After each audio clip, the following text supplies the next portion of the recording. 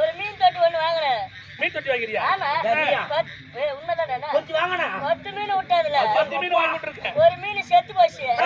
மீதி எத்தனை இருக்கு? ஏண்டா ஒரு மீன் தொட்டி வாங்கி 10 மீன் வாங்கிட்டு இருக்க. அதுல ஒரு செத்து போச்சு. மீதி இருக்குது 9. நான் உன் பேர் கேக்கல.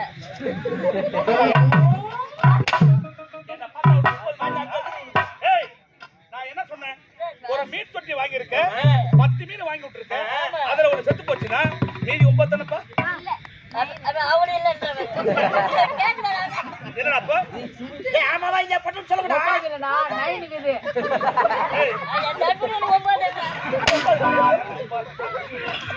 போடா.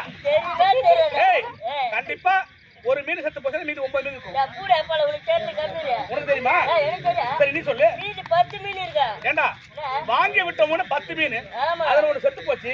மீதி 9 தான இருக்கும். 10 எப்படி உனக்கு